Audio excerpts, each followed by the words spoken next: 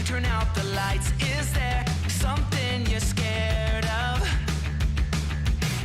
What's there out in the dark? Make sure to keep all your windows locked. Do you surrender? You try to stay awake. These walls you can't escape.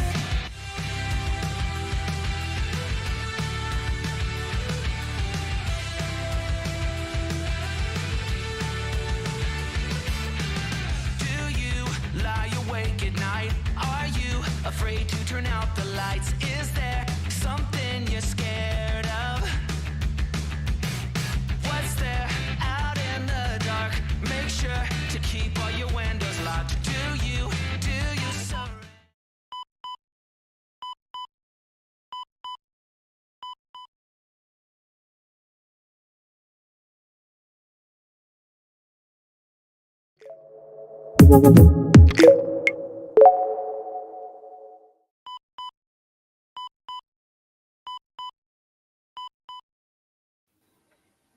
Hello and welcome to PHP Alive and Kicking, brought to you by PHP Architect and our partners at Displace. More about them later.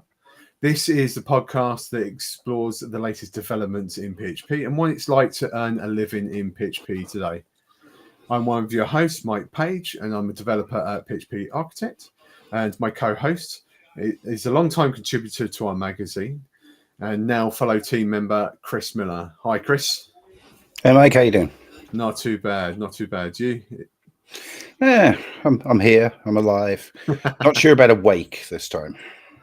Oh, well, hopefully we will do. We've got a special edition this evening. We have. For this, and we are live. So please head over to our Discord channel. Sorry? Words already got out. Yes. Well, who let the cat out of the bag? Who's leaked the fact that it's prices? I don't know, but Joe thinks we've let the dogs out. Okay.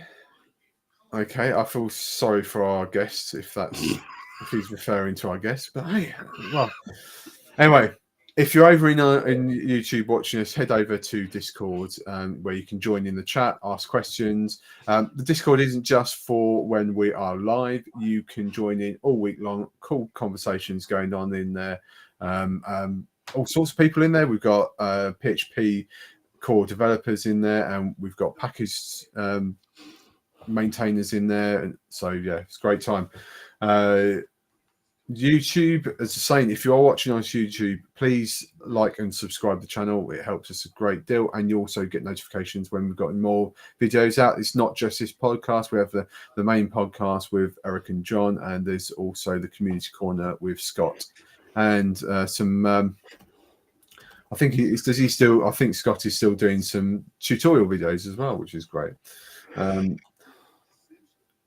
Chris is chuckling at something. Let's just ignore what's going on there. We have a magazine, as I said earlier. We do produce a monthly magazine, and we have a discount for you.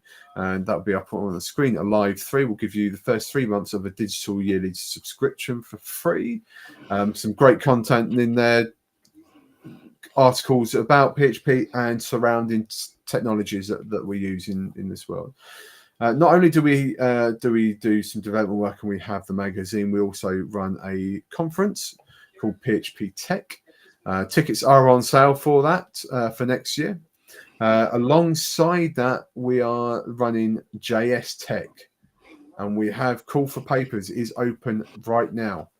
So please submit your talks to come and talk at JS Tech.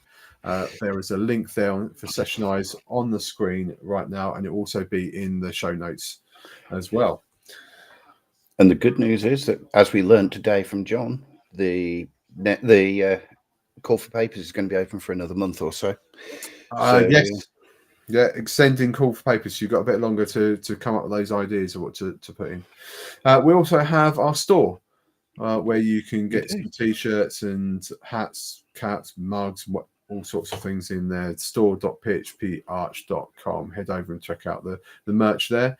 Both me and Chris have kind of Although these are staff tops. I don't think these are available to general public, but there's an array of different things you can get hold of in there. Some really cool t-shirts. I still need to order that one t-shirt I like. I haven't done that yet. Okay. As I said, this is a special episode. We've already leaked who's coming on. This is a below decks, and the name comes from A-Woods if he's in Discord today. Yeah. So we have the man, the myth, the legend. That is Frank Wallen. Hey, Frank, how you doing? Hey, guys. Thanks for having me on. I mean, it was inevitable that we were going to get you on eventually. Oh, eventually, yeah. So, Frank, you've been listening to our podcast for a while, so you know what the first question is. How did you get into PHP? Yeah, that's that was a long time ago. So I used to be in video game development, and at that time I was just basically a project manager. They called us producers at the time, and so I was helping move a lot of data, working with spreadsheets of these football teams, American football teams, things like that. So one of the issues that we had was Sony was our big parent company, would provide us with bug lists. And we got that through, I don't know, it was like File Manager Pro or something. I can't remember what it was. We had to pull it down, and it was just this big document. And then the guys would go around, print this thing out, clip off with scissors, these bugs, and then go hand them to the engineers who are supposed to work on this bug. And I was like, I haven't been a project manager for very long, but I was like, where's the tracking? How do we know what's going on? Who has what? It was crazy. And so I started thinking about this, going, how can we do this better? Is there systems out there? And there were, but they were very expensive, and I didn't think Sony was going to be open to, or at least our company was not going to be open to doing that. And then I saw, you could just run your own web page, right? We had our own intranet, and so I saw that, hey, we could do this in PHP, and I was like, well, I know how to program, so let's pick it up and learn it. That was PHP, I think it was 3 and 4, so I started learning that to build a bug tracker, which was a great way to learn how to program in PHP. So did you track your own bugs in the bug tracker that you built? No, but I was just thinking about that as I said it. Yeah. It's when there was a bug, it was in massive email threads, and everybody was constantly telling me what was wrong. It was interesting, especially learning query language, proper SQL, and that was just, very it was difficult to figure it out, because I was kind of on my own. And at one point the system was very slow, and they were complaining about it. And they even sent like their top senior programmer over and said, we're going to walk through your code and see what's wrong. And we walked through the code, and he's like, I don't know what's wrong, And I was like, all right, thanks. And then he left, So I sat down and started looking some more. And then it dawned on me that I'd had a join was basically flipped. I was looking at the largest table we had and joining to that, when I should have been going with a more direct, what's the minimal number of rows I can work with, right? And flipped that around, and suddenly that afternoon everything was flying and working great. And it was a very fun experience. And I kept continuing to program in PHP after that, but mostly for myself and little tools to help myself, because nobody else seemed to be very interested. I was trying to put out things like TikiWiki, get Wiki up there, but nobody was really interested in it. These guys were kind of epitome of cowboy programmers, I think. Yeah. Well, an interesting first product to choose when your life was project management, to build something that is used to terrify developers. Yeah. Right. It worked. Yeah. It kept these guys going on their bugs because it tracked, like, even if somebody passed the bug off to like a subordinate, things could not be checked off, unless that superior checked it off. So the subordinate could say, "Oh yeah, I finished this bug, it's done." But the guy, his lead, had to look at it and say, "Yes, it's done," for it to basically proceed. So yeah, it was a really good experience. It really is a brilliant app to learn on, because you are covering the whole stack there of how to handle database entries, how to handle moving things back and forward in a flow, how to... Yeah, I don't think I could think of a better project to throw somebody into for the first project. It was really good. Yeah, any other languages I ever wanted to learn. I started off, of course, way back on the old TRS-80 computers, learning BASIC, and then I learned assembly language. Yay! I am not the only assembly language programmer. Yeah, no. In assembly, I thought it was hard, but I felt so powerful at the time. Yeah, and it really cemented some concepts, I think, for me later, because it seemed like every language I learned was just kind of easy after that. It was a matter of learning structure and flow, of course. The little nidbits about how they function. But when I got to C, eventually C++, references totally made sense to me. I was like, exactly, because that's what we worked with, is just a pointer. All I have is this address of where my data is, and I better know its structure. I'm going to make things really bad, So, it really helped. So, and then, eventually, PHP, just something I was always kind of messing with and making my own websites and fooling around with that stuff. And eventually got to the point where, like, I better have a new job, because the game industry was so damn difficult. And that's what I went with. I don't know why you find working 25 hours a day a bad thing. Oh my God. Yeah. Luckily my kids remembered who I was. They thought I was a hero, because, my dad's a video game developer. I'm like, I don't. I think you're a hero. That sounds pretty cool to me. Yeah, it was really cool. Yeah. Yeah, the text and all that stuff were really interesting and fascinating. A lot of really smart people, to work there. I mean, some of these guys were just brilliant with some of the low-level stuff they could do. It wasn't just the C language. It was like some of that was like they were doing some assembly language, on top of that, to manage graphics, to be really fast. I think people forget that is where the industry once was, that you didn't have like Unity or the Unreal Engine or whatever. It was literally, okay, we want to make a game and we currently have a blank screen. That's where we're starting. Right. and that was always a game I was trying to build, in every language I was learning. I was like, except for PHP, I went with a bug tracker, but yeah. Yeah.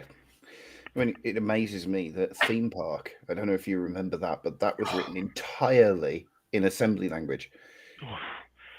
It was like 100 lines of code to write Hello World. Right? It's like, yeah. Oh my God. Yeah.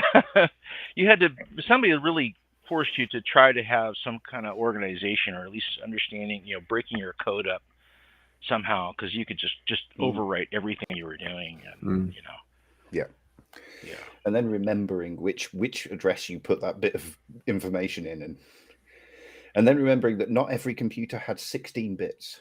Because at that point, 8-bit was the processor I was using. Yeah. I mean, I was working on the TRS-80. It was a Z80 chip, and once I started getting into like memory maps and like these larger bit memory, I was like, oh, I'm getting lost now. But as long as it was in 16 bits, I was fine.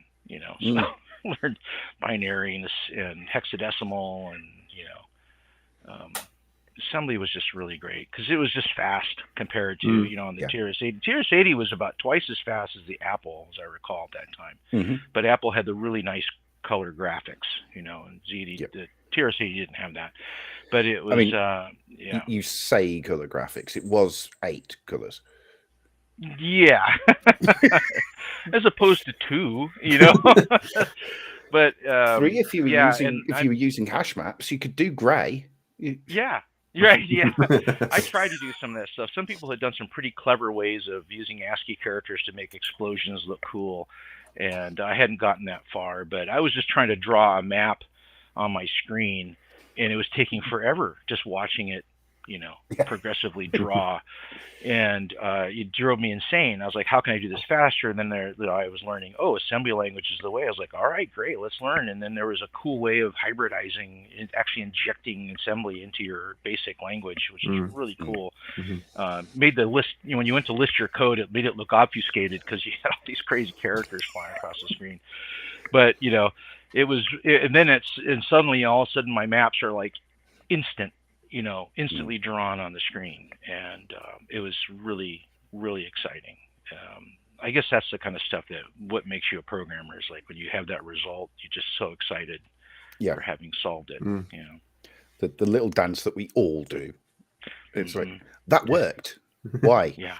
That didn't work. Why? Yeah, that was the worst part with assembly is like when something went wrong, you're just like, well, I have no idea where it's happening, And debugging it was so very helpful difficult. in assembly. It was so difficult. It was hex maps. You just go look at your hex map and see what's going on and try to read the data. It was terrible, but good experience. Well, on that cheerful note, I think we should go and hear from our partners. Thank you to our partners over at Displace Technologies.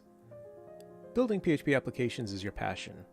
Managing cloud infrastructure shouldn't be your headache.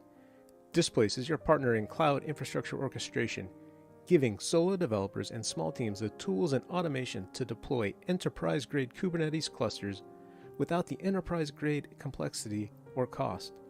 Their CLI tool streamlines everything from local development to fully managed cloud deployments on AWS, Azure, Google Cloud Platform, and more. Skip the steep learning curve of Docker, Kubernetes, and Terraform. Let their automation free you to focus on your core business without losing control of your infrastructure. Get started at displace.tech. That's displace.tech, and discover how the right tools can eliminate the need for a full DevOps team. Thank you, Displace. So Frank, you started off doing game development. You learned PHP to track the bugs within the games. How did you end up at architect? Yeah, so many years. So at one point, and it was before. Let's see. I was just working at these different game development studios, and basically anytime a contract was done, there's always the fear that the studio was done, and that tended to be the case. Once a contract was done, your job was basically done, and you're freewheeling it and had to find work. And as Chris had mentioned earlier, like you're trying to extract more hours out of the day than the day is long, and you kind of suffer for it, And I wanted to spend more time with my kids and stuff like that, be more at home. And once the final contract was done, I said, I'm not going back, and I need to do something different. And I think my next best step, honestly, is just really go all in as a web developer. Especially after I was, I went into that and started doing like just some stuff in WordPress. Not that I'm a WordPress professional or anything like that. It was pretty challenging. Building like a shopping cart for a lady who sold shoes, And then one of the guys that I had worked with came to me and he says, hey, we got a contract with this company to do a game for their app on the phone. And we'd like you to help us do the programming on that because we can do HTML, all that kind of stuff. And so we did it with JavaScript and a simple PHP backend, because all we really were doing is just, getting data. And no, it was not a proper API. I'm sure if I could find that code again and go look at it, I'd be terribly embarrassed. But it was a good learning experience for that. So I just kept doing that and kept working, and then got some different jobs doing PHP work through some temp service agencies, stuff like that. Eventually, I was working for a storage company, working on their app, their whole browser, the whole back end, and rendering on the browser for storage, like reserving storage units and things like that. So we had to be going, stay on top of the inventory and sending out notifications. I had to learn to work with Twilio to make calls to the different offices to say, hey, you got a reservation, go check it out, to go close your sale, So that was that was a great experience going, because they had their app built originally on Symfony 1, I think it was, or what version of it was it? 1? No, I have to look back, but I got to work on the upgrade, actually building it out in a brand, much newer version of Symfony. So that was a really fun experience. But then eventually they brought a guy on, we had another programmer, he left. They brought another guy in who'd worked with them before. And this guy was just, he was classic web developer where, you threw him at a task and he just did it any way that it was possible. And he got things done. But he came to me one day and he was very frustrated that to build a query through, the ORM, and he said, I can't tell what's going on. And I was like, well, it says table and select columns and join, and it's all it's there. It's just we're going through this ORM, so for some proper safe binding and all that kind of stuff. But he kept writing raw queries all the time. And when I was like, hey, I don't want to work like this, they were kind of said, well, you have to. And so I was grumping about it at the meetup, San Diego PHP meetup, with John and Eric were running. And I'd already been doing some presentations there at these meetups, talking about Symfony and things like that. And they heard me grumping about that job, and they said, are you looking for a job, Frank? And I was like, well, as a matter of fact, if I could find something better, yes. And so they talked to me and interviewed with them, and they brought me on to work with them, threw me into the deep end of a legacy app, and I eventually surfaced. I'm still alive. So you went from complaining about working with raw SQL queries to working with raw SQL queries. It's all over the place, and accepting their existence. And yes, yeah, we do. Yeah.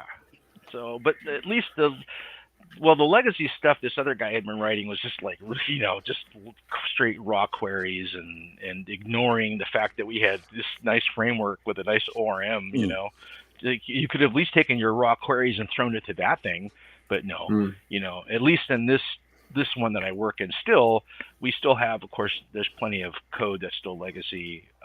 That stuff just does generally kind of go through a database layer that they put together, but eventually we'll turn that stuff around, but you know how that goes.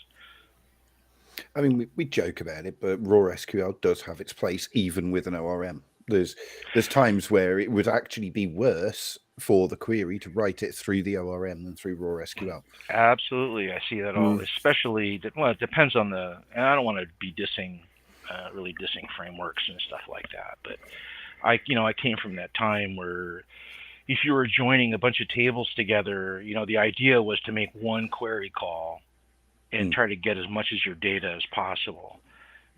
So I know that there's some ORMs and they say, oh yeah, you can just do this relationship and all that. But I know that I'm pulling that record, the main one, and then that relationship is generating another query to pull that data. And, part of me is like, well, gosh, because you could just build your query and your select and namespace your selects, your data that you're pulling, and then, hydrate your models after that, and you have all your data without making these extra calls.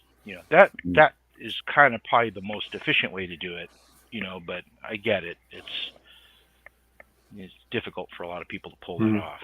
especially when things change, because oh my gosh, now you got to go back and rewrite your query. Yeah. And that's the worst part. If it's not going to change,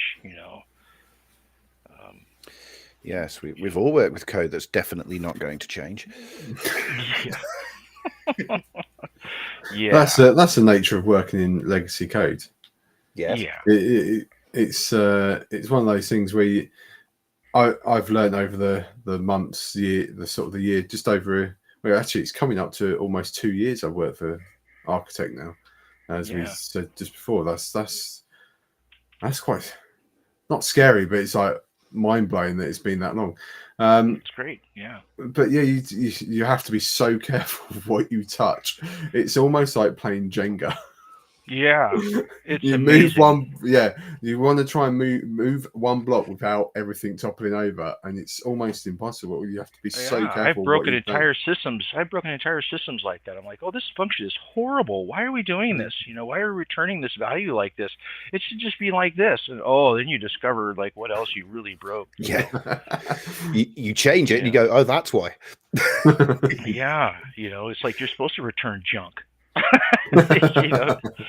You have to, so you go back and refactor those other systems to accept something different,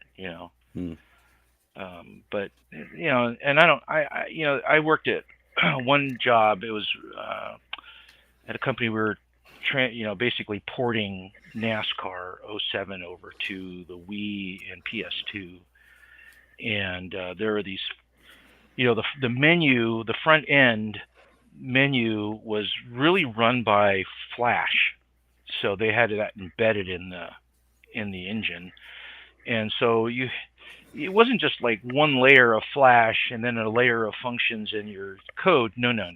You had your C code, C++ code, and you had to build your communication layer that would talk to the communication layer for Flash. So you had these different levels like that. It was really difficult, and I was like, I just got to get this done.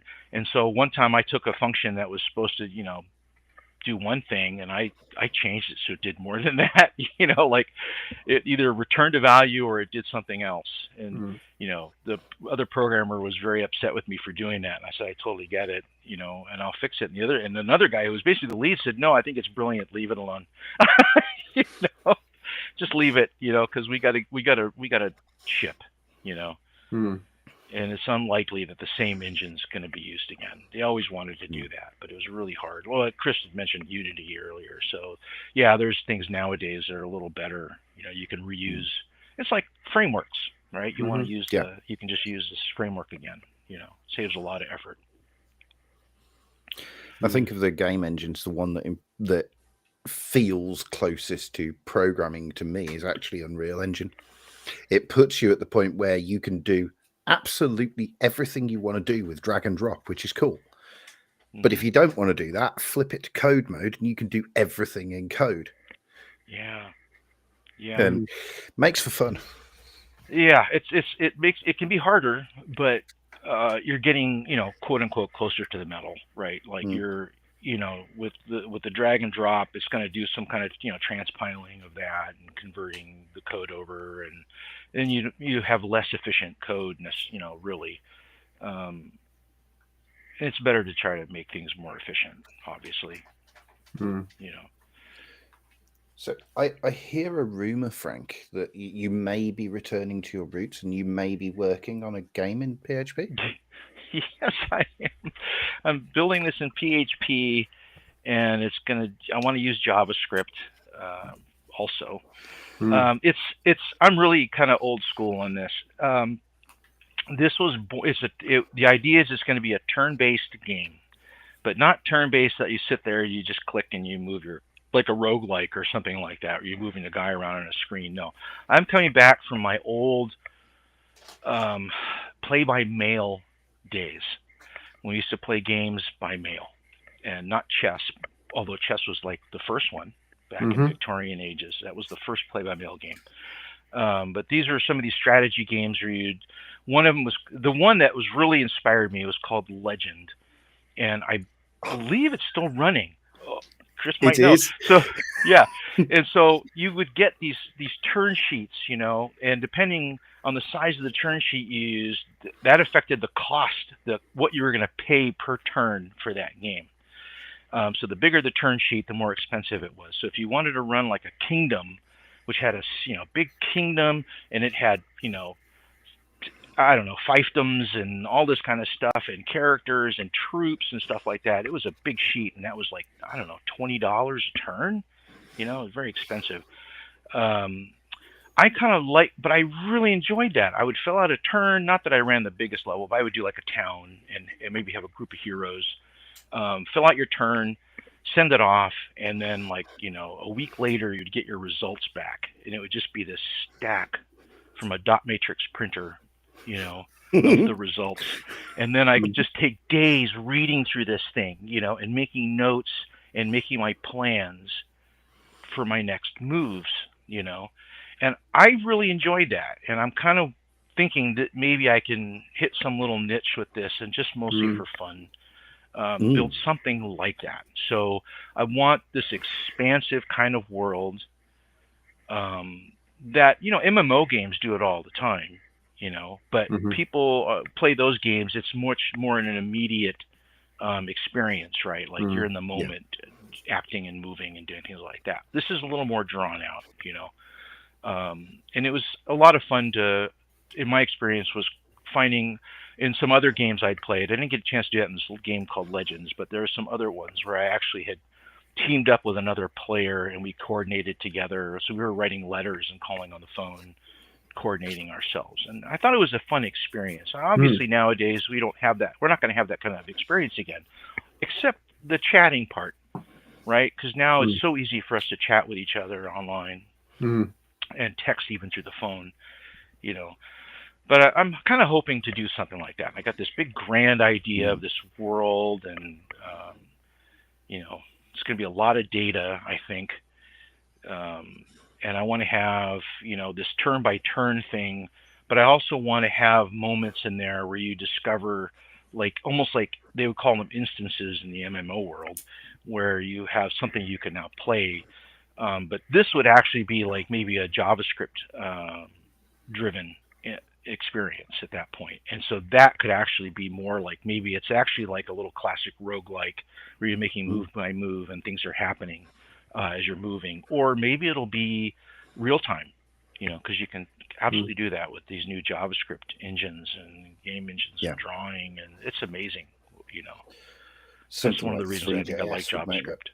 Yeah, exactly. Yep, that was one of them. Yeah, 3JS. Yep. Sounds really, really cool.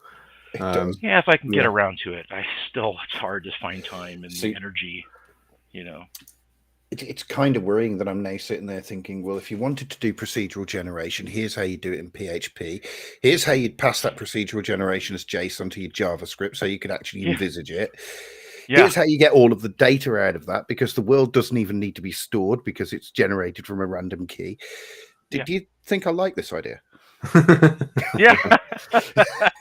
I was getting through all that. I mean, I was actually figuring out how am I going to generate the world, and that's the thing, is a lot of times you don't look at PHP as a game engine, and it in this case it can work because you can pass a turn, I don't know, hundreds and thousands of turns to it, and it should be able to just run through that and process things very happily.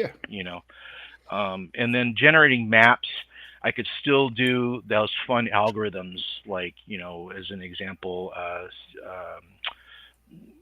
like sound. I'm spacing on the algorithms now, but noise. Yeah, using Perlin, like a Perlin noise generator, things like that to generate maps, and each point has a value. So then you can use that kind of stuff to decide on how valuable a certain location it can be, right? So that was a real fun thing to work through, So, and of course, if you've got a random seed in there, you can regenerate the same world without having to store it in a database, because you just give it the same number. It's how Minecraft does it. Yeah. Right.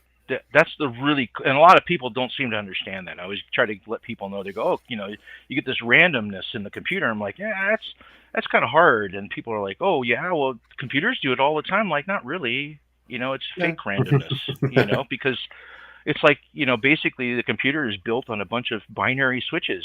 How random are those? Your light switch is on or off. How random can you be with an on and off?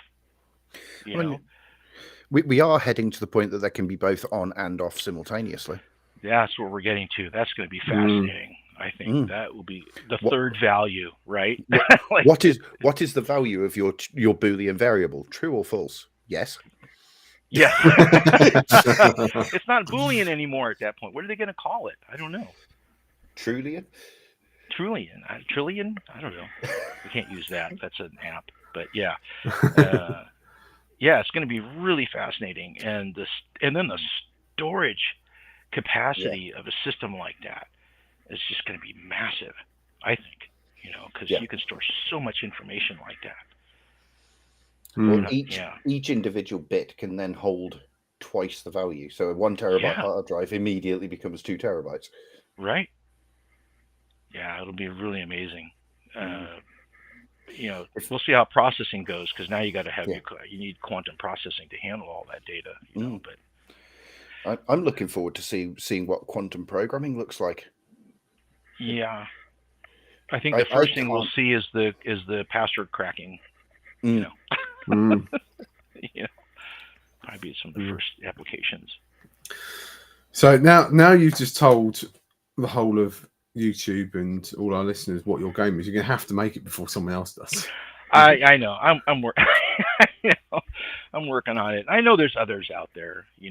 I'm just thinking. Like maybe I can hit this one niche and just have fun with this. And in all honesty, there's loads of games out there that are very similar. Yeah, it's not going to stop people still producing the same sort of games. It's been working for the Elder Scrolls series for 6 games. So. Right. I mean, I've loved games since I was a kid. Board games and stuff. I mean, you can see behind me, I've got my board games right up here, and stuff like that. Old tabletop games. So it's to me, it's just fun to try to build this game and balance it and add some layers to it. Stuff like that. I'm hoping. So talking of games, do you know what the first thing I ever wrote in PHP was? No. Oh, this is testing to see if he does listen to the podcast. Oh. I've never said it on the podcast. Have you not? Oh, I thought you had. No. It must have been just in conversation. Do you remember the game Risk? Yeah, of course. Yeah. I rewrote Risk in PHP. In PHP? Yep. That's that could work just fine. That's great. It was fun to build because I learned so much of how not to write front end. And right. Yeah.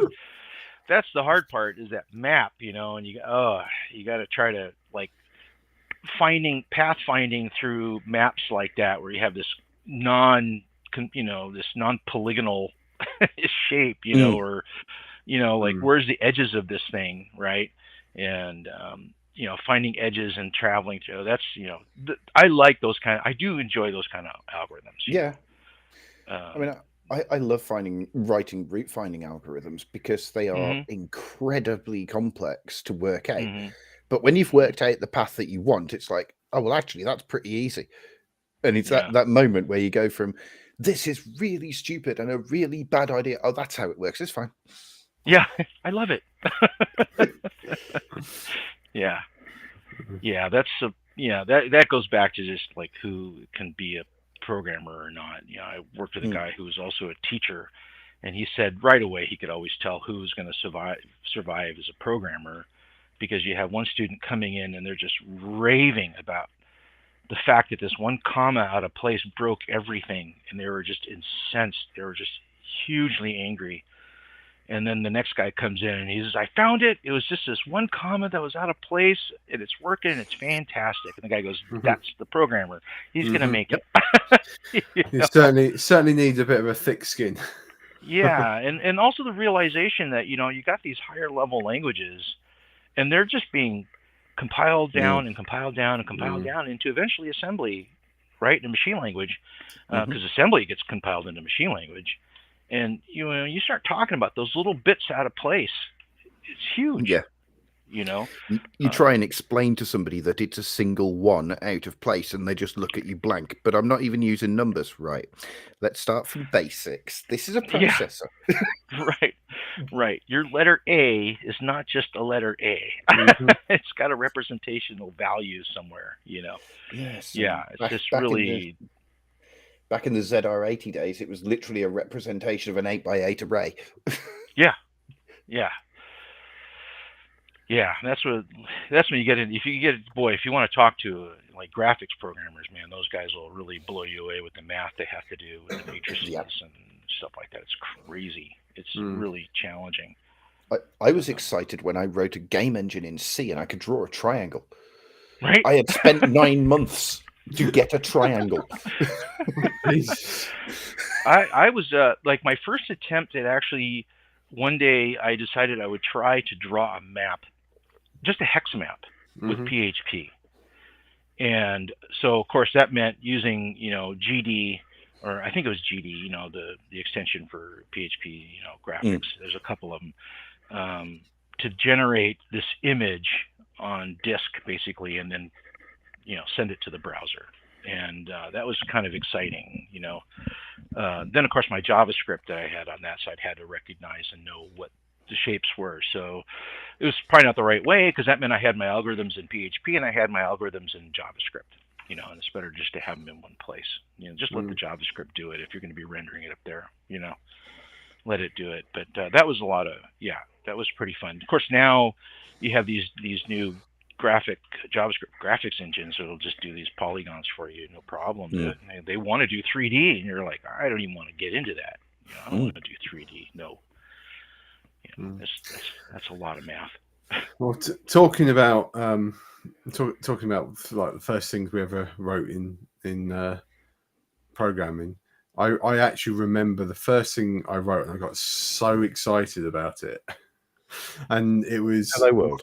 No, well, okay, yeah, that is the first thing I printed Hello World out to the screen. That is the first, because that's the first thing anyone ever does in any language, because that's just like what we do. But I was learning. I was on holiday, on the family holiday, and I was playing around with C#, learning C#, and I built this little terminal sort of program. You opened it up, just asked your name. You typed in your name, and it just printed out hello and then your name. And I was just so excited just by that. Yeah. And I was in my 30s when I did it. I was like, I've made something. I've made the computer do something. It was pretty cool. But C# wasn't too bad. C# wasn't too bad. I used that at Sony to help me iterate, like to create tools in no time. So it was really, really nice, because it provided all the UI that we needed, to do all that stuff. Well, funnily enough, I started off in C#. Well, I started off learning, reading about HTML, because I needed to build a website for myself that I had someone else was supposed to build, and it never happened. And I won't go into too much detail. People can always go back to our first episode, so I actually talk about it in that. But I started reading HTML, and I thought, this HTML stuff seems really simple. It all makes sense. It just clicks. It's like, I understand how to do this. And how easy is it to actually make a game? Because I've had this game in the back of my head since I was in like my teens, early 20s, I'd say, that I don't think is out there in the market. I won't say too much about it now, because I don't want someone to steal the idea. But I wanted to build this game, and that's when I did the research of what language do I need to learn to build a game. And that's where I was starting off. And it was funny enough that I found an article that said, I'm going to tell you why you should learn C# over C++. And then I expect you'll probably go and learn C++ anyway. And it was quite an interesting article trying to compare the two languages to, it was trying to say playing golf. You wouldn't go and buy Tiger Woods golf clubs you go and get something that's a bit more forgiving, a bit easier for a beginner to use. And that's what C# is like the more beginner friendly. So that's why I started learning it. And then obviously when I was working at the school, I was told I had to look after this intranet, which in PHP, never heard of PHP at that point. And then just, that's how I got into PHP. But I still have the back of my mind about this game. And I'm now wondering whether to do it in PHP. Right. The answer is yes. Yeah. Yeah, I think I'm going to try and do it as a. I mean, these as we know, I don't need to do it as a web app. I could do it as a desktop app. I can do it as a mobile app. Yep. And once we convince Shane and Simon, we can do it as a fridge. He still wants to bloody build his fridge. That's awesome. Yeah, but it have to be. But it still has to be Laravel, the Laravel framework. But at least you got that. It does at the moment, and it's likely to stay that way for a while. What we understand from the interview we had with them, they want to get everything right in Laravel first, and then they've got to figure out how to do some of it in other ones, and it's going to have to be quite opinionated. It will turn into more of a framework, but by the sort of the language and the things they were saying, because there's certain things that have to be done in a certain way for it to work, and Laravel sits very well in that. That's the thing too about Laravel is, one of the things I do like about it is when it comes to like rapid application development, it's really great for that because I mean, you can spin up that thing. I used to work with Symfony most of the time, and as I like way back, it was like, I can set this framework up and set it up, and I can display a page, but it's going to take me a week to configure it, just to configure. Like the firewall, and I mean all the it was so much work. And now they've improved that. Now they've added a lot more scaffolding, so it's a lot easier now to kind of get going in Symfony. But it's still, it takes still a little bit more work. Laravel just like out of the box goes, but just like for a POC or like rapid application, it's fantastic. Well, I mean, teaming Laravel up and putting Boost in there, getting Claude on there. I literally in about an hour spun up a quick little app to track my reading progress because I started reading books. I'm getting into sort of fantasy reading, and I wanted to track and monitor like how many pages on average am I reading a day, because I wanted to set a target of pages read rather than books read. I wanted to set pages, but how many pages to read each day. So I wanted something just to track that, track my library, track a wish list, and those things like that. And it literally, I had it up and running. I mean, it's probably there's probably some issues with it. I'm sure if we went and sat through the code, there's a lot of work needs to be done to it, as we know. And we talk about this on the show quite a few times about how AI is really good as a tool, but you've got to go back and recheck the work. It won't always do the error check, all the error checks that need to be in there, and those types of things. I'm sure that's all missing, but at the moment it's just me using it just to track how many pages I read each day and what books I have in my library. And that's the key difference, isn't it? It's an app that has been built to make your life easier for a specific area. It's not an app you've built to go and put on the internet and contain people's real world information. If a bank's vibe coding their mobile app, then I want to have a conversation with them. Oh, so no conversation. I would just leave that bank. I think that leads on to a really cool question that I was thinking about asking, because I understand, or if I remember, Frank, on one of our conversations, you've done a bit of vibe coding. Has that been on that was actually game? my goal. That was my goal with my game. I thought, let's try to vibe code this thing because it'll be kind of a fun experiment, right? Yeah. Talk us through that. Tell us what you found. Come on, let's talk through this. I think this is a really interesting conversation. So I wonder, and I probably spent days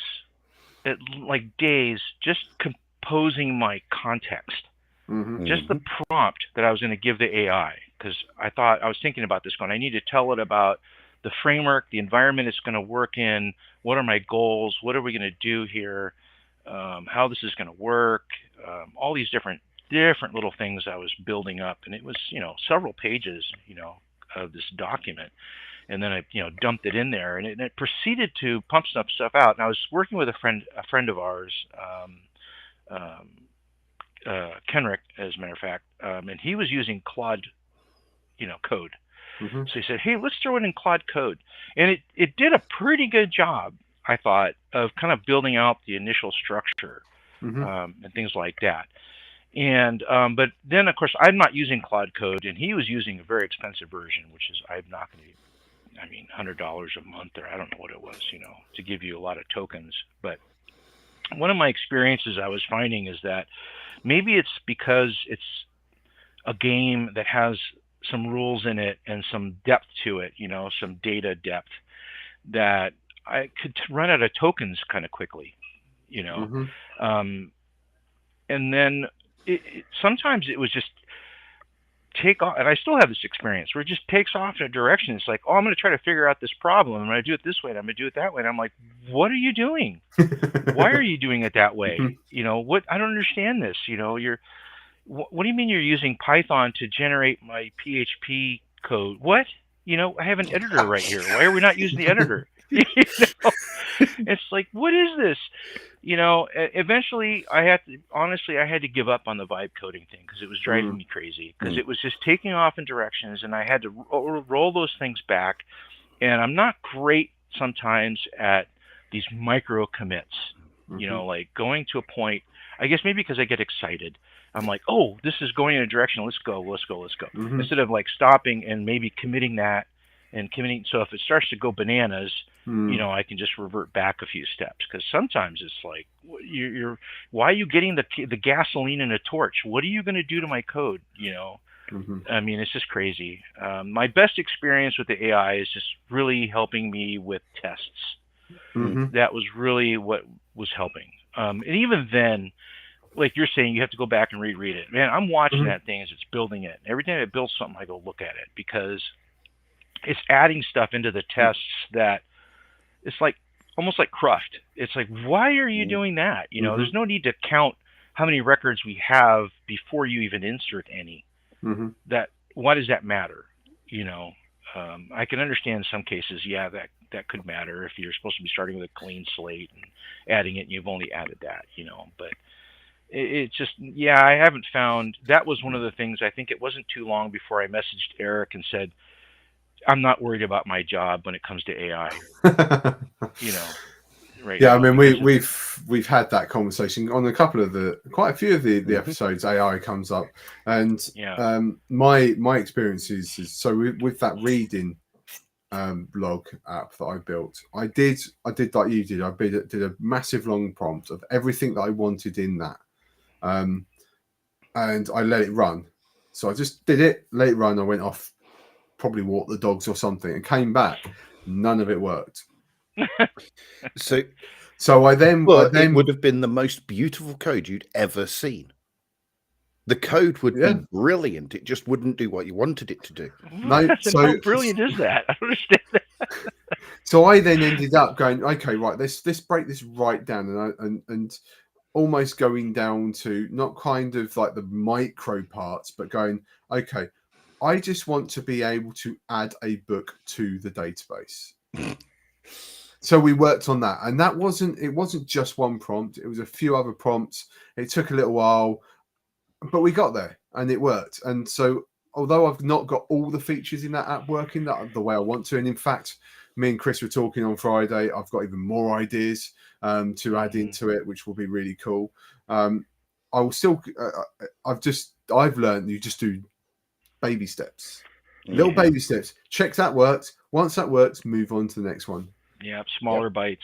Yeah, Joe has even mentioned that. Just in the Discord chat. Yeah, it was interesting. I would even go smaller than features, because a feature could be, I want to store this in the database.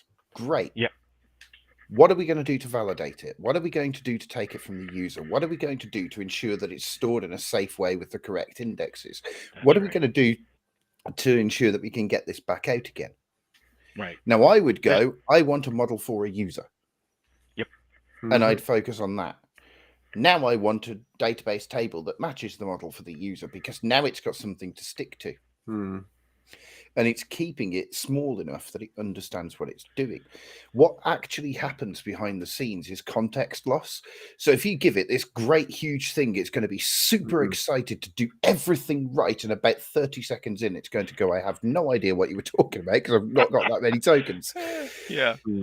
Yeah, so I mean, it depends on how big the feature is, because there's another app that I've been working on that I've decided this is the first experience using AI, because I wanted to use a JavaScript library to generate a chessboard and its pieces, and then have all the rules of the game built in.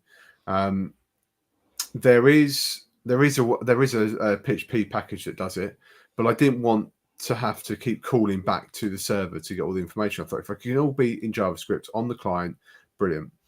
I'm not a very good JavaScript developer by any means. I'm quite open about that. So I thought, right, let's get Claude to write this for me, and it was. And I'm still not there yet. There's still a few extra little bits, but I had to break that whole feature down that I was trying to build into the tiniest little, almost actions.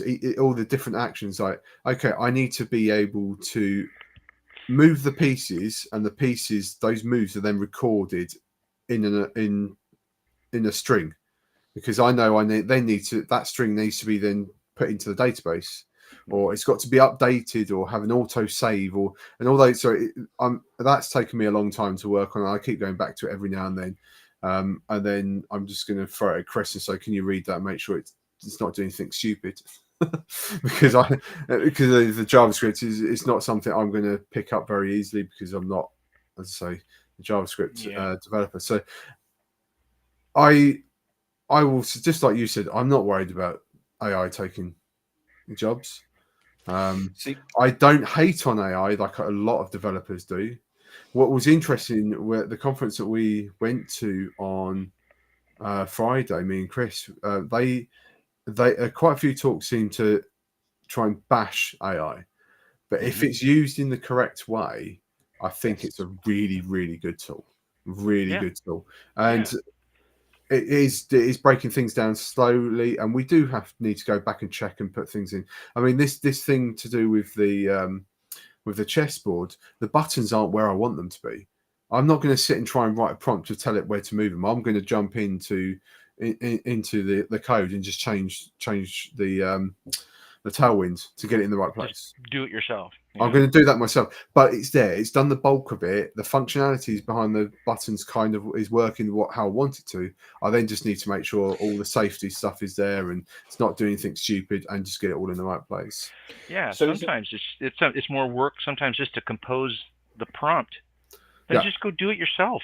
And I'm picking my battles. Yeah. What I could change that faster than it would take me to write the prompt, so I'll just jump in. So the reading app, I'm using Filament within Laravel,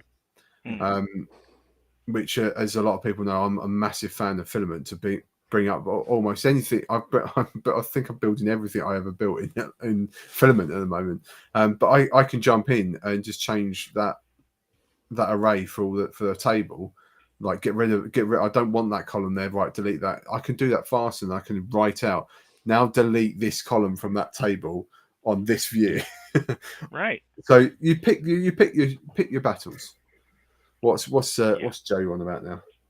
So it's talking about making sure that it doesn't spend a ton of time running down the wrong path, because every second it's running the wrong way, it's more tokens. I have had it go so far off track, it's in an entire separate country. I've had it happen with Copilot where it's like, oh, you ran out of, I don't think it uses tokens as the term. It uses something else, but it says you've run out. You can start over or tell it to continue. Yeah. I'm like, well, obviously right. Continue. We'll continue, But I guess, but you got to realize that it may have lost some of the context, right? Like it's only, I think of it as a programmer, like you're telling me I got a context. Well, I bet you there's a stack, there's a stack of data it's got to walk back through or forward through or whatever, so. And that stack can only be a given size dependent on what account you've got. That's varying right. other I things. programmed on a 48K RAM machine. I know what limitations of memory are. Frank, you have no idea. I was on a 16K machine. Well, I started on smaller. Luckily, it got up to 48K. I mean, if we really want to go back, the smallest machine I've ever programmed on is the ZX80 with its entire 1K. Yeah. Oh my God. And most of the people listening are like, what the hell is a K? Yeah. Yeah. So another thing that I've used AI for, and I think has done a fairly good job, is actually doing a bit of research.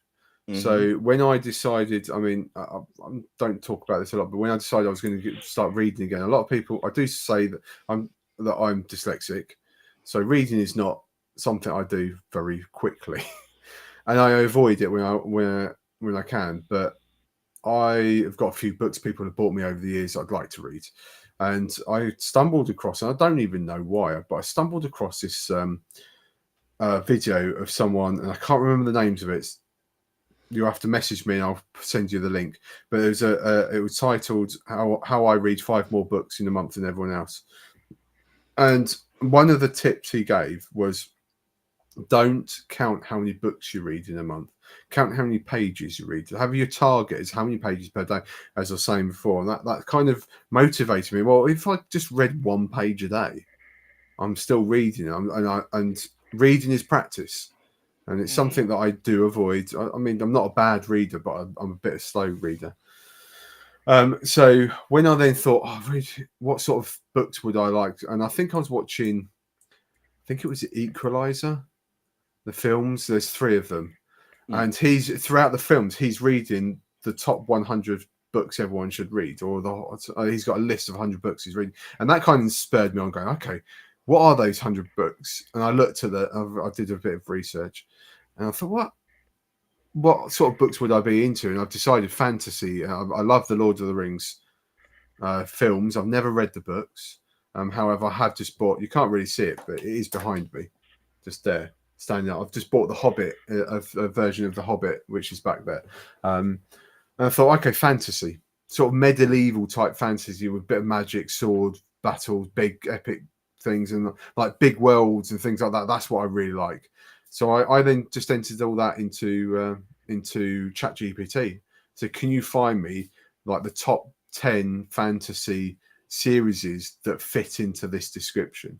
And I just go back to it every now and then, tweak things, and it's given me a reading list, not just a reading list, but it said, okay, here's a good series to get you into fantasy. It's not as heavy. You don't have a lot of different points of views and really complicated magic systems. So it's done all that research for me. I could have kept Googling all that and reading loads of articles, watching loads of videos of everyone's, and then collating all this data. It's done it for me. So I'm like, okay, brilliant. Now I've got a bit of a path. And as I read stuff, I can then kind of get an idea of what sort of type of subgenre I want to go down. I can then feed that in. So that's another thing I find that AI has done really well for me. So that is very, very true that AI is Jesus. really... What the? I've just seen our Discord just blow up. Yeah. That is... FFS, what are you doing to us? Well, he's living up to his name. Yes. I nearly said that on air then. I know.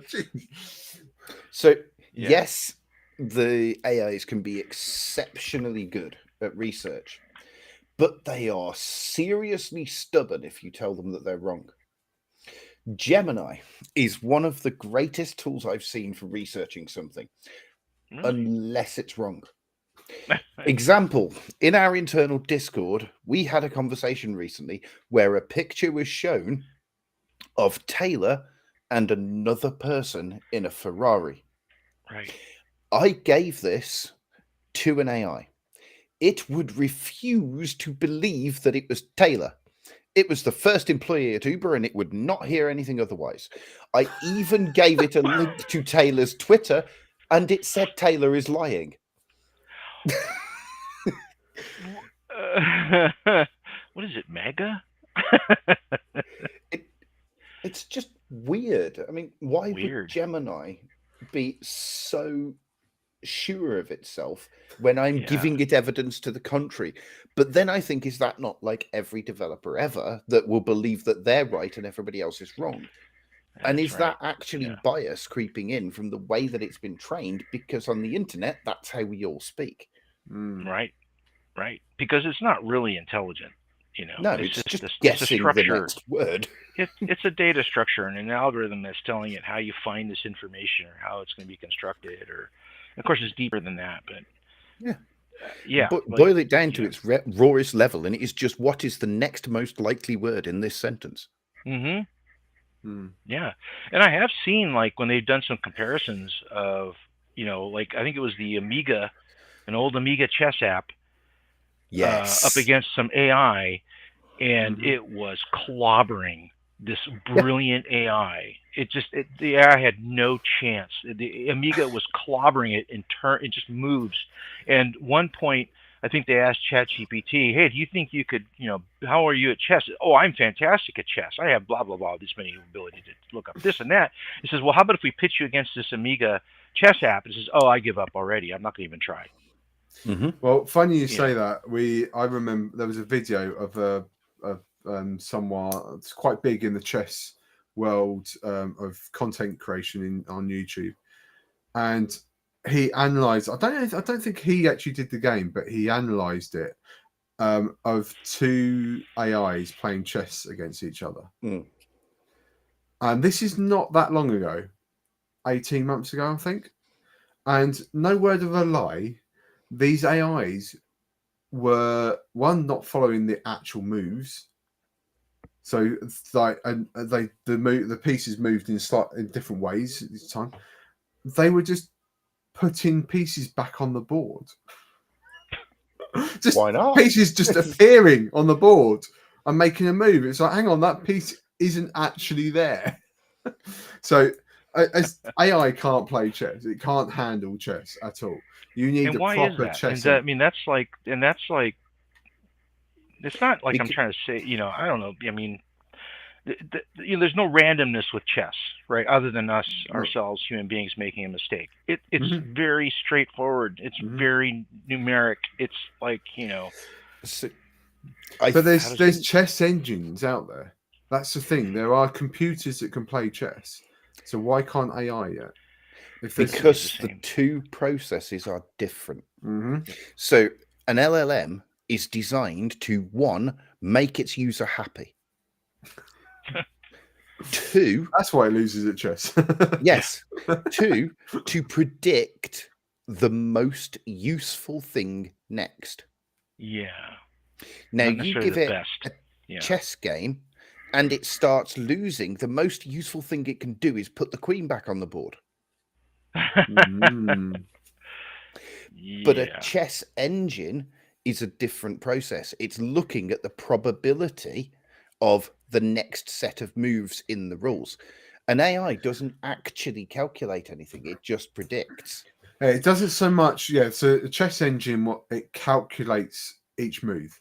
So it goes at a really quick move. So as you know, by the time you get into the middle of a game, there are so many options, but it will analyze every single one of those options. It's got some predetermination inside it to score the position, things like the pawn structure. You don't want.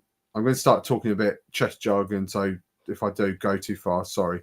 But things like you don't want double pawns, you don't want isolated pawns, you don't want your knight on the edge of the board, you want your bishops on nice long diagonals, all those sorts. So it analyzes all that sort of stuff, and that is all programmed into it via the person who's created the actual engine. So it like sometimes it will value. So each piece has got value as well in the game. So a queen is a 9, a pawn is a 1, and everything in between. But things like knights and bishops are both for 3. However, they're slightly weighted at different points of the game in different positions. So they work better in different scenarios. So if you've still got all the pieces on the board, knights are better because they can jump around. If you've got if there's less pieces on the board and you're coming to the end of the game, bishops are better. So that's all programmed in. So it will then go through and analyze each position and try and with that and I can't say the words. With that analysis, it will then go work out the next move, but it'll keep going and keep going and keep going deep, and you might set it to do 30 moves deep, and it'll get to 20 moves, and it goes, well, this is the best move. It will then get to 25 moves. Go, actually, no, that is not the best move. This is the best move, and it changes because of something that's changed further down the line. If you look at that, you're also looking at the exponential growth. So let's just say that at the point you only have one possible move you can take to get you out of check. But you've done that. You might now have 2, which branches to 4, which branches to 8. At what point does it become 1,024? Very quickly. Yep. Because if you that think is 1,024 for every single one of them. You're soon looking at a couple of billion possibilities. Yeah. Well, if you start, when you look at the starting position, whites to start, there are 18 possible moves to start the game. I think I've done the maths right. Yeah, it's 18 possible moves. No, it's not. No, it's not. It's not. It's 20 possible. 20 possible moves. Sorry. Because 20 possible moves. I hadn't done Pawns the maths forward right. 1, pawns forward 2, and then you 2 knights. So it's got to be 20. I've got each knight has got two separate squares it could go to, so it's 20. And then, but the second that's been done, obviously black then has 20 possible moves. And then once that move, then that I'm not even going to try and do any maths after that because it just grows so fast. But then it will look at each of the first 20 with each of the second 20 on it. So that's 200, 400 moves. Then on the next level, it will go out and it'll be like thousands of moves. Yeah. You just get seriously complex. And then you've got to think in terms of the data structure that these engines have got to hold are effectively gigantic trees. Yeah. And LLMs don't have the context for a gigantic tree, which is why they are terrible at chess. That's right. And thank you for bringing it back on subject. I'm sitting there going, we've really gone off track here. Yeah, sorry.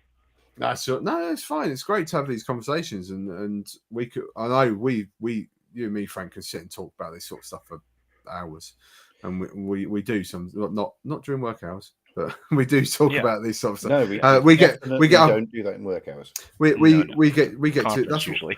The conference. We'll sit for hours and chat about stuff. I mean, that's one that I love. That's one of the difficult things, I suppose, working in a team where we're all remote. And even more so for like myself. I mean, things have got a little bit easier now with Chris on the team, and we're going to try and meet up a lot more because we're only about an hour drive away from each other. So we're going to try and meet up a bit more. But that's the one thing I've had to mentally change is that I'm not seeing and talking to people like we would have a nice long conversation over throughout a whole day. We're yes, John, I'm sure.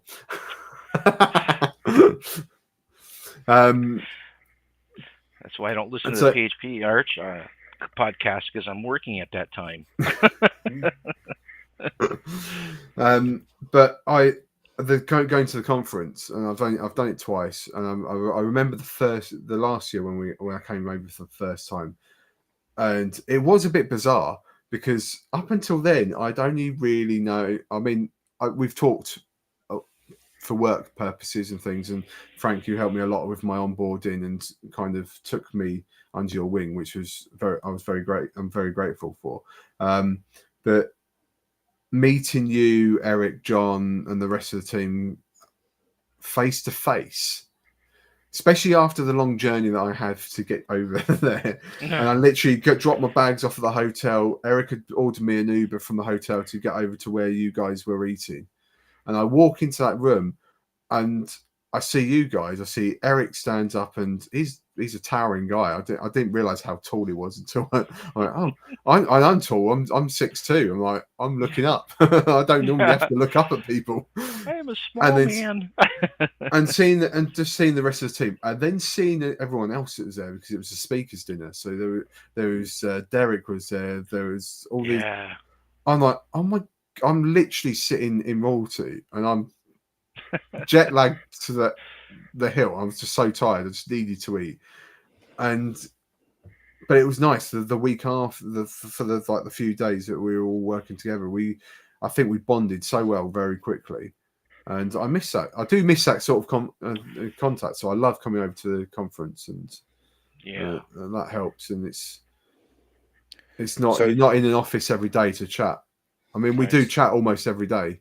It's about something, and we might do it in the Slack, or we'll have a phone call. But actually sitting physically in front of each other and chatting and laughing and joking and taking the mickey out of each other and going out for meals is great, and it's certainly something that other teams should do. Buy tickets, come to Tech, get them all together. Do it. Absolutely. Do it. Finally get yourselves together in a great environment. It's not just it's not just about learning. It's the community. And I have said a number of times on this show, I talk to people outside of it. Tech was like an extended family, not just the team, not just you and the rest of the guys, but everyone else has sort of just invited me in. And there were a handful of people that come over from the UK last year, but it was very welcoming. It's the only one I can say. It's energizing. It really is energizing. It's energizing, and it's the socializing after at the end of the day each time, and just meeting new people, and you never know what comes out of it. And it's a bit like yourself, going to the meetups, and now you're with Architect because you're going to those meetups. It's more powerful than sitting there with and building the most amazing portfolio website. If you don't know anybody to show that website to. No. Yeah. Right. And personality. It's like personality as well. We've talked about that on I think it was probably on the Friday's episode with Dan. Yeah. With Dan, we talked a bit about personality. It's important to make sure we all work together. It's part of the chemistry of the team, right? Yeah. I think Eric and John have done a really good job of getting a bunch of people together that can just vibe off each other and work and laugh and joke. And there's no bad apple. No. Actually, no. Isn't the saying going, if you don't know who's the bad apple, it's normally you. So, but we all work. It's great, and it's lovely that you've joined us. We get a bit more. The listeners get a bit of insight into you and how you joined the team. We plan to have other people from the team on the show periodically as well. This isn't going to be a one-off. We will be bringing other people on. Awesome. It's been a lot of fun. Yeah, we're really running along. But we literally, the three of us, could sit here for ages and talking. Yeah. But we can't. I'm hungry. I need to go and get my dinner. Frank, you need to get back to work. Yeah, I need to get back to work before Eric and John come after you. And we'll get in trouble for keeping you away for too long. They're both in the comments. So. I know they are. Yeah. I know they're watching. I know they're watching. But thanks a lot, Frank, for giving us some time. I hope people enjoyed that little bit more of an insight into some of our team.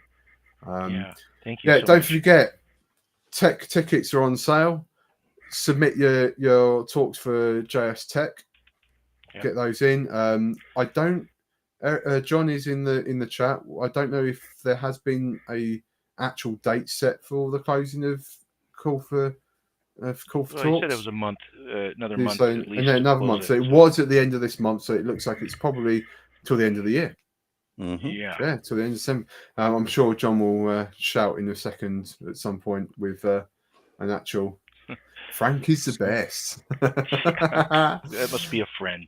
Yeah. Well, so I haven't got my notes up. Hang on. What have I got to talk about? So we've got this store thing. Oh yeah, we've got the store. That's normally the last one I talk about. So he's now thrown me like he does every single time. He sends me a list of questions, and he never asks them in the same order. So I just get lost and sit here in silence. So yeah, we've got the store. Head over for the store. YouTube, get over to our YouTube channel, like, subscribe, and get those notifications coming in for when we got other videos coming out. As I said, it's not just this podcast. We've got the main one with Eric and John, which is on a Thursday. And then we've got Scott, who does Community Corner, and some tutorial videos as well. Mm-hmm. So please, but it'd be great to see as many people come over to tech as possible. And say, if you're working in a remote team, persuade your boss.